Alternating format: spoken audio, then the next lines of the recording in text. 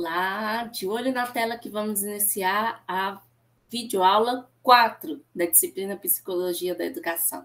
Mas antes de assistir essa videoaula, peço que dê aquele pause, leia a seguinte unidade. A unidade 10 do nosso caderno didático. Vai lá. Leia, delicie-se com a leitura e depois volte aqui para continuarmos. Leitura concluída com sucesso. E agora você já sabe que a temática do momento é a adolescência. Mas para as ciências da psicologia e para a educação, que são o eixo balizador dessa disciplina, o que é a adolescência? Bem, a adolescência é um dos períodos evolutivos do ser humano, mais precisamente o estágio de transição entre a infância e a idade adulta. Mas também podemos compreendê-lo, né, esse período, como um período psicossociológico, porque é um período onde ocorrem mudanças tanto físicas quanto afetivas, sociais e cognitivas. Segundo o Estatuto da Criança e do Adolescente, o ECA, a adolescência é a fase entre os 12 e os 18 anos e tem como marco de início a puberdade, ou seja, o marco das mudanças físicas que transformam o corpo infantil em um corpo adulto, capacitando-o para a reprodução. Sobre puberdade, é interessante observarmos que, geralmente, ela começa entre os 9 e os 15 anos e dura entre 1 ano e meio a 3 anos. As alterações hormonais e biológicas que ocorrem podem levar o adolescente a se sentir ansioso e constrangido. Além disso, eles acabam pedindo mais privacidade e se preocupando com a sua aparência, o que pode influenciar na forma como são percebidos e aceitos. A adolescência ela pode ser também um período de desorientação e descoberta. Afinal de contas, é a fase onde estão cultivando seu senso de identidade e onde podem ter que fazer escolhas difíceis sobre os estudos, sobre a amizade, sobre a sexualidade, sobre a identidade de gênero, sobre drogas, sobre álcools, sobre o ser aceito por um grupo. A maioria dos adolescentes e das adolescentes tenha uma perspectiva de vida relativamente egocêntrica. Esse é um estado de espírito que geralmente diminui com o avançar da idade. Ainda assim, enquanto estão nessa fase de suas vidas, eles concentram em si mesmo e acreditam que todos os outros ao seu redor, né, de um melhor amigo até uma paixão platônica, uma paixão distante, elas também estão focadas nele. Tudo gira em torno dele. Assim, essa é uma fase desafiadora, não só para o adolescente, mas para quem convive com ele. Além disso, eles podem lutar com insegurança e sentimentos de serem julgados o tempo todo. Os relacionamentos com os membros da família costumam ficar em segundo plano em relação a grupos de colegas, interesses românticos e a sua aparência. Questão que os adolescentes percebem cada vez mais importantes nessa fase. Para eles, cada vez é mais importante isso. Assim, enquanto professor ou professora de um adolescente, é necessário termos paciência.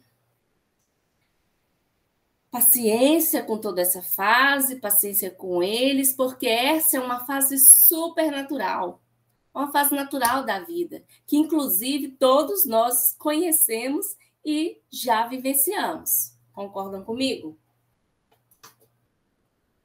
Bem, nas aulas anteriores, quando conhecemos algumas das teorias psicológicas, tivemos a oportunidade de refletir sobre algumas concepções do desenvolvimento intelectual ou cognitivo e sobre os estágios de desenvolvimento psicossexual. Vamos agora destacar algumas dessas concepções, tendo como foco a adolescência.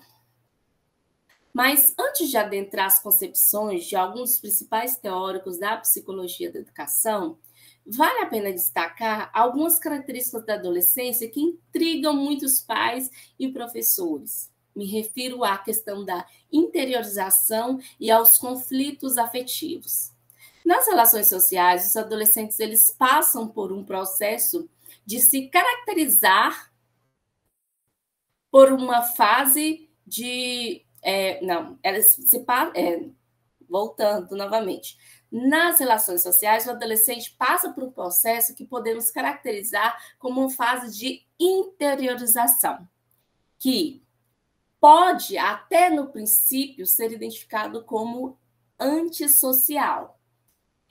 É a fase em que o adolescente ele se afasta da sua família, não aceita o conselho dos adultos. Contudo, na realidade, esse é o ponto-chave de sua reflexão. O ponto-chave da sua reflexão com a sociedade. Nesse momento em que ele se afasta, em que ele se isola, em que ele vai para o seu quarto, ele pode estar naquele momento ponto-chave de refletir sobre si mesmo, sobre a sua condição, sobre a sua identidade, sua posição na sociedade.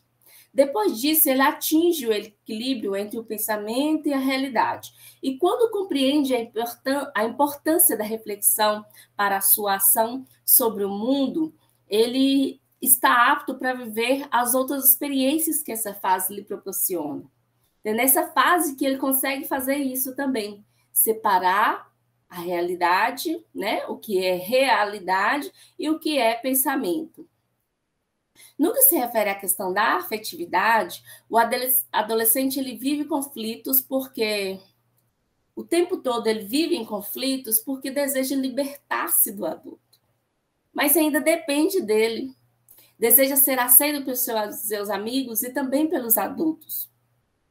O grupo de amigos que ele tem é importante e geralmente é um importante referencial para todos os jovens. É esse grupo que vai determinar as palavras que vão ser usadas, as gírias, as vestimentas e outros aspectos do seu comportamento. Aqui ele começa a estabelecer sua moral individual, que é referencial à moral do grupo. Não vai ser desconecta disso.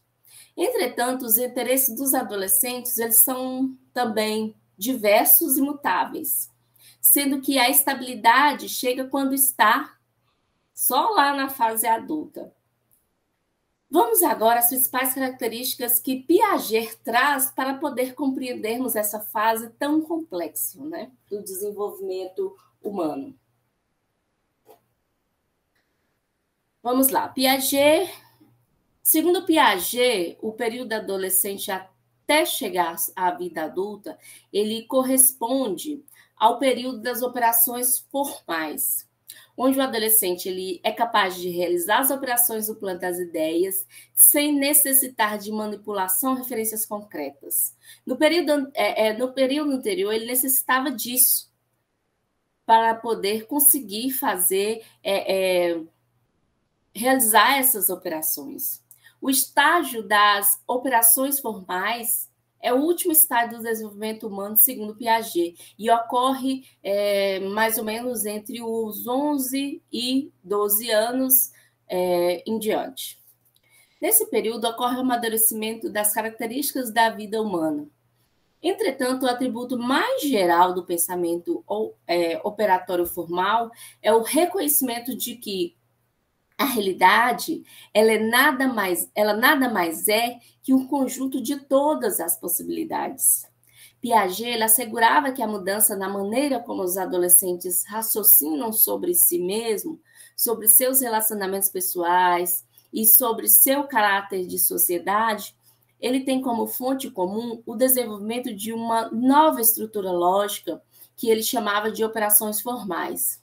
Segundo esse teórico, segundo Piaget, o adolescente ele desenvolve a habilidade de formular conteúdos puramente abstratos, com elevados conceitos matemáticos e filosóficos, assim como a habilidade de aprender como aplicar as informações gerais necessárias à adaptação, às mudanças, às informações específicas necessárias para uma ocupação. Nessa fase, os jovens manifestam de uma maneira mais flexível, né?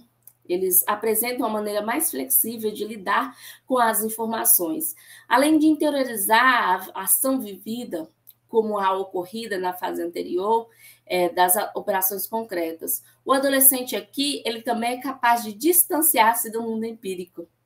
Nessa ocasião, compreende-se que o amadurecimento do pensamento formal ou hipotético-dedutivo, ele acontece. A reflexão torna possível o pensamento matemático, científico e filosófico. É aí que, observando isso, que Piaget nos mostra que o pensamento formal, ele expande-se durante a adolescência, pois o adolescente, diferentemente da criança, ele é um indivíduo que reflete fora do presente e elabora teorias sobre as coisas, comprazendo-se, sobretudo, das considerações intempestivas. No entanto, Piaget também observa e nos mostra que nessa fase o adolescente ele levanta teorias e reflete sobre o seu próprio pensamento. O pensamento formal, que forma uma reflexão da inteligência sobre si mesma.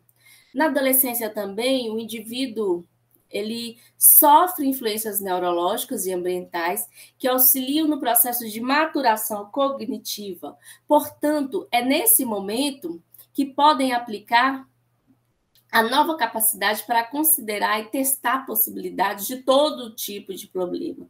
Eles podem desenvolver uma hipótese e conceber um experimento, pode testá-lo. Eles também consideram todos os relacionamentos que podem imaginar e passam por cada um deles para eliminar o falso e chegar ao verdadeiro. Um exemplo disso nesse estágio é que muitos adolescentes, e aí para aqueles que já trabalham em sala de aula, talvez fica mais fácil visualizar isso, mas para aqueles que não trabalham em sala de aula, mas convivem com adolescentes, vão perceber que quando estão mais ou menos naquela fase do ensino médio, eles planejam muito sobre o futuro, né? Sobre sua carreira, idealizam. Ao mesmo tempo que planejam, eles param, vão consertar carro, vai lavar carro, vai vender uma bijuteria, vai vender cosméticos para adquirir dinheiro, vai estabelecer teorias políticas, vai interpretar situações sociais, vai testar suas teorias, eles testam seus limites, suas capacidades e suas possibilidades, experimentam bastante. A teoria de Piaget é muito importante para nós compreendermos porque os adolescentes não têm o mesmo nível de pensamento do adulto e nem da criança, né? Há algumas diferenças de conhecimento lógicos entre os jovens. Os diversos experimentos de Piaget e de seus colaboradores, né, da teoria piagetiana, eles mostram que o adolescente ele raciocina sobre proposições e, por isso mesmo, extrapola o real na direção do possível. A inteligência dispersa a interferência do real e cria um mundo de significações que vão para além dele. Ocorre, então, a ampliação sem precedentes do espaço e do tempo. A mudança cognitiva e estrutural ela é profunda e é uma raiz lógico-matemática. Compreender este mecanismo e desenvolver uma maneira de trabalhar com os adolescentes no âmbito da sua intelectualidade pode ser um caminho promissor. Vamos então agora saber o que Vygotsky, né? Relembrar e aprofundar um pouco mais sobre o que Vygotsky ele nos fala sobre a adolescência. Vygotsky ele analisa as principais características que despontam na adolescência e ele percebe que elas referem-se ao desenvolvimento máximo das funções psicológicas superiores e à capacidade de formar conceitos mais complexos, tais como possibilitam também uma maior compreensão do mundo e também do seu próprio comportamento. Vygotsky ele foi um teórico que se interessou muito pela fase da adolescência. e observou que o meio cultural tem uma função determinante para o desenvolvimento humano nessa fase da adolescência. Isso porque, conforme Vygotsky, onde o meio não cria problemas correspondentes, não apresenta novas exigências, nem motiva, nem estimula com novos objetivos e o desenvolvimento do intelecto. Assim sendo, o pensamento do adolescente, se não estimulado pelo meio, ele não desenvolve todas as potencialidades que efetivamente tem. O desenvolvimento cultural do adolescente, ele se deve à vida social e à atividade social de trabalho que está envolto. Sendo assim, o meio ele é determinante no processo de desenvolvimento psíquico do adolescente. As oportunidades ou as ausências destas se refletem diretamente no desenvolvimento cognitivo a ser alcançado. Para Vygotsky, a adolescência ela não é um período de conclusão, mas de crise e de amadurecimento do pensamento. No que tange à formação superior do pensamento acessível à mente humana, essa idade ela é também transitória. É o que é em todos os seus sentidos. Vamos relembrar agora o que Freud nos fala? O que Freud explica sobre adolescência, sobre os adolescentes? Bem, Freud, nós já tínhamos visto nas aulas anteriores que o Freud ele formulou uma teoria dos estágios do desenvolvimento psicossocial, em que a adolescência ela refere-se ao último estágio de desenvolvimento, né, psicossexual. Segundo Freud, nessa fase, os impulsos sexuais eles reaparecem e o estímulo da libido ela é reativada, sendo que a sexualidade ela vai adquirir nesta etapa a genitalização, que é própria da idade adulta. Isso explica por que os adolescentes se interessam tanto por namoros, por assuntos sobre sexualidade, coisas que os adultos já passaram, mas tendem a esquecer, né? Algumas coisas mais comuns dessa fase, né? Que para nós adultos talvez já não é tão interessante, para eles se interessam o tempo todo. Essa é uma etapa imprescindível para que os seres humanos eles possam ter relacionamentos afetivos maduros. Todos os estágios de desenvolvimento humano, segundo Freud, eles são sexuais e têm sua equivalência. Entretanto, o uso dos genitais como forma de prazer e a realização seria o ápice do desenvolvimento da sexualidade humana. Sigmund Freud, ele também deu uma atenção especial aos adolescentes. Para ele, tratava-se de uma fase de separação dos pais e de preparação para a sua independência. Assim, a fase da adolescência, ela pode, né, ser caracterizada como uma fase complexa e longa. Foi Freud que descreveu a transição entre a fase de latência para a fase genital como puberdade. Biologicamente, esse é um período de grandes mudanças hormonais e corporais, assim sendo, tudo nessa fase é novidade e complicado para assimilar.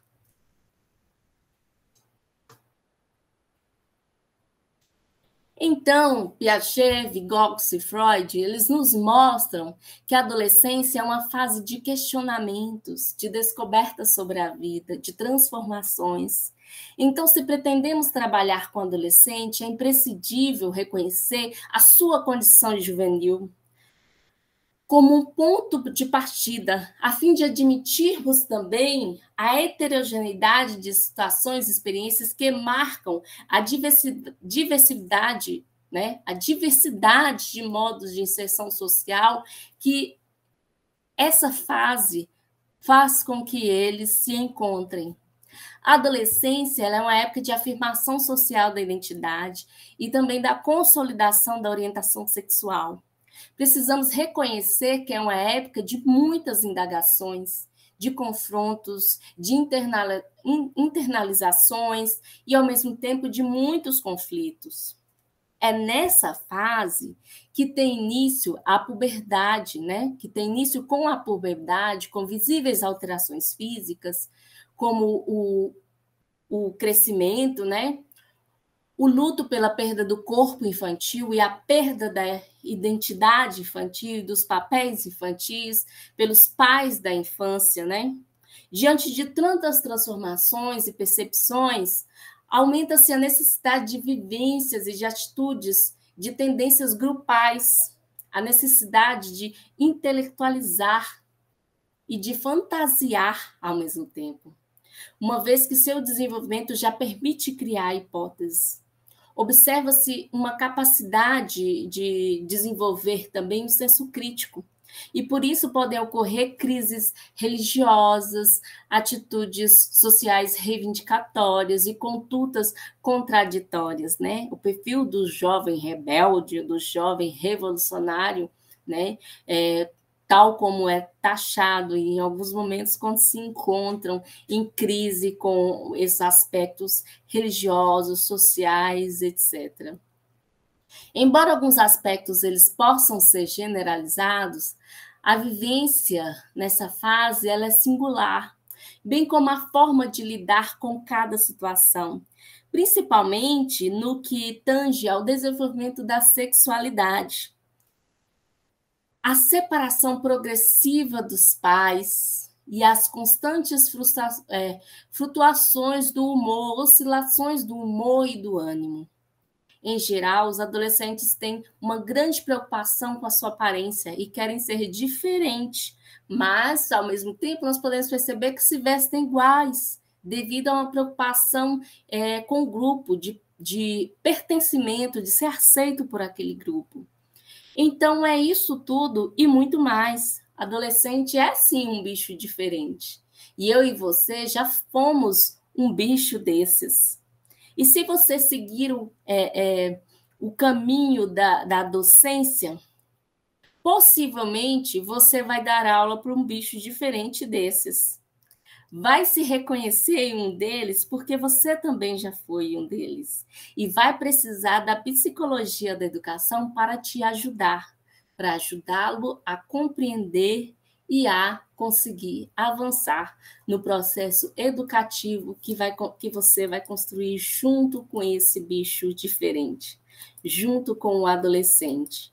Uma fase tão complexa, mas ao mesmo tempo encantadora e cheia de muitas possibilidades educativas.